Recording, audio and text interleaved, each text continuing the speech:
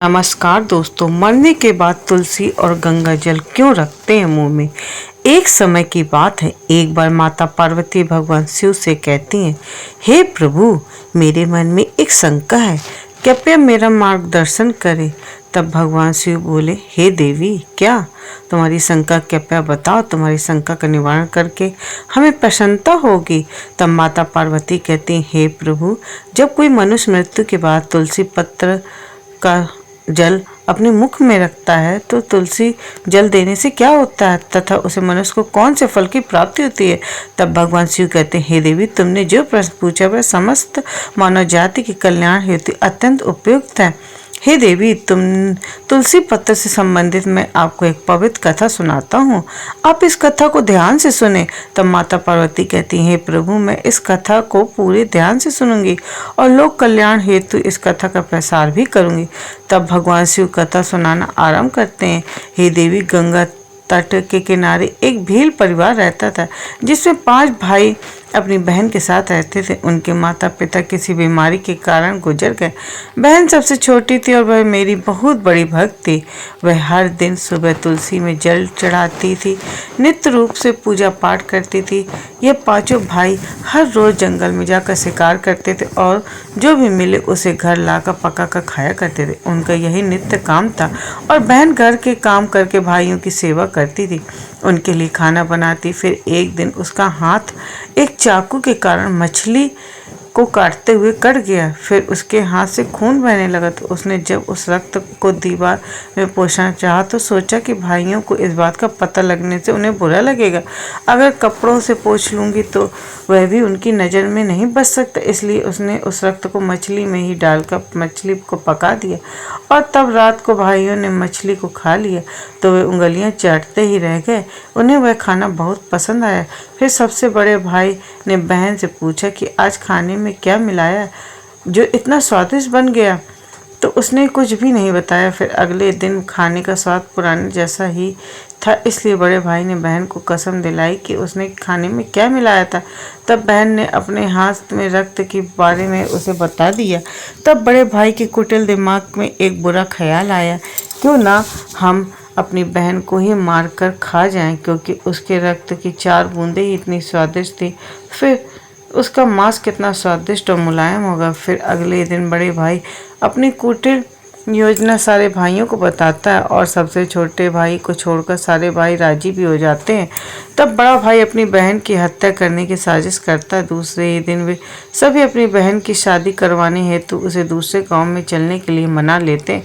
फिर वे सभी अपनी बहन के साथ रास्ते में एक छोटी सी गुफा में ले जाकर उसे बांध देते हैं और उस बाणों को वार करना शुरू कर देते हैं। तभी उस स्त्री के ने मन ही मन ईश्वर से प्रार्थना करते हुए कहती है कि हे प्रभु, अब आप ही मेरी रक्षा करें। तब एक चमत्कार हो जाता है। सबसे बड़ा भाई बाण चलाता है तो लेकिन यह निशाना चूक जाता है, उसका निशाना बार बार चूक जाता है। फिर दूसरे भाई भी एक एक करके बाण चलाते हैं, फिर भी उन सभी का निशाना चूक जाता है। अंत में सबसे छोटे भाई को बाण चलाने को कहते हैं किंतु वह मना कर देता है।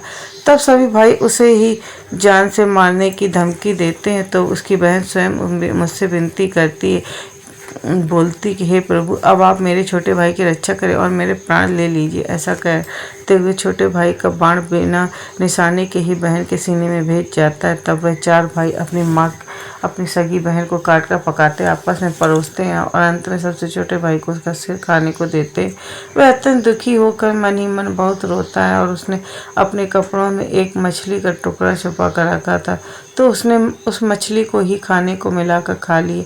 खाते समय उसने अपने पात्र के नीचे एक छोटा सा गड्ढा खोदकर उसमें अपनी बहन के सिर और हाथ पैर टुकड़े डाल दिए। फिर वे सब वहाँ से चले। फिर दूसरे छोटा भाई आया, उस जगह से आकर एक बांस का पेड़ अपनी बहन की याद में लगा दिया, उसे रोजाना पानी देता। इसी तरह कुछ दिन बीत जाने के बाद एक साधु उस बांस के पास मल मूत्र त्यागने हेतु जाता है तो वहाँ से आवाज आती है, साधु महाराज, आप इस जगह मलमूत्र का त्याग ना करें।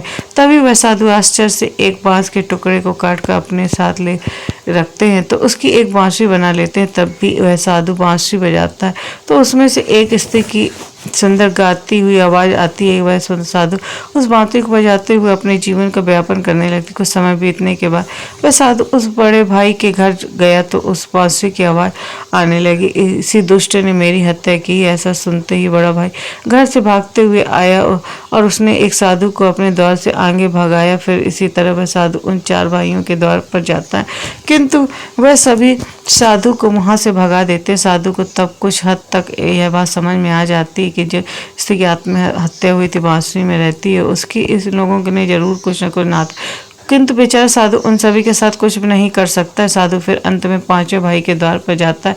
तभी वह बांसुरी कहती है, यह मेरे प्रिय भाई का घर है। अब घर में बैठी दुखी भाई को अपनी बहन को पुकार सुनाई दी तो वह भागते हुए घर के बाहर आता है, किंतु वह देखता है कि एक साधु बांसुरी लेकर द्वार खड़ा। तो उस साधु ने उसे बताया कि यह आवाज इस बांसुरी से आई है। तब वह भाई उस साधु से विनती करते हुए बांसुरी मांगता है। तब वह साधु उस बांसुरी को 5वें भाई को देता है और वहां से चला जाता है। फिर वह भाई अपनी बहन की आवाज वाली बांसुरी बजाता है तो वह कहती है, हे भाई, मुझे पता है कि तुम मुझसे बहुत प्रेम करते हो, किंतु मेरी मुक्ति के लिए तुम हर दिन घर में तुलसी में जल चढ़ाओ तथा भगवान श्री हरि विष्णु की नित्य दिन पूजा पाठ करो। अपनी बहन की बातों को मानकर वह भाई नित्य दिन तुलसी में जल देता और घर में भगवान विष्णु की पूजा पाठ करता था। फिर एक दिन जब वह भाई तुलसी को जल ले देते हुए मन ही मन भगवान विष्णु के नाम का जप कर रहा था, तब स्वयं भगवान विष्णु उसी तुलसी के पौधे से उस गरीब के भाई के घर में प्रकट हुए। फिर वह भाई तुरंत भगवान विष्णु के शरण में आया और सच्चे मन से स्तुति करने लगा।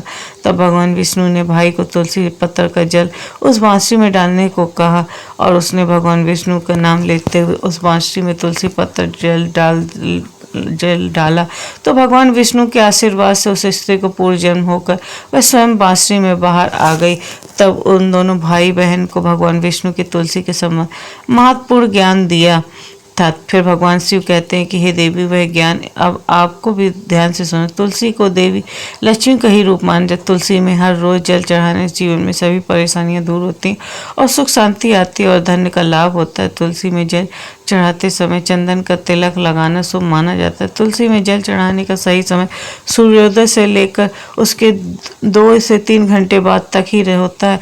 तुलसी के पौधे में रविवार को जल नहीं चढ़ाना चाहिए। मंगलवार को तुलसी जल चढ़ाने से भगवान विष्णु देवी लक्ष्मी दोनों ही प्रसन्न होते हैं। रोज सुबह स्नान करने से तुलसी जल अर्पित करने से जीवन में दुर्भाग्य दूर होता है। फिर भगवान शिव कहते हैं, हे देवी, मृत्यु के जीवन का परम सत्य है। मृत्यु के उपरांत व्यक्ति का विधि से पूर्वक अंतिम संस्कार करने से विधान है, जिससे उनके शरीर को मुक्ति मिल सके और वह एक शरीर को त्याग कर दूसरा शरीर ग्रहण कर सके। इस प्रकार से जब व्यक्ति मोक्ष की प्राप्ति करता है तो उसे सभी पापों से मुक्ति मिलती है। मृत्यु के समय मुंह में गंगा जल डालना चाहिए, जिसका कारण है कि गंगा जल कभी खराब ही नहीं होता और कुछ बूंदे ही मृत्यु उपरांत व्यक्ति के लिए मोक्ष के द्वार खोल देती हैं।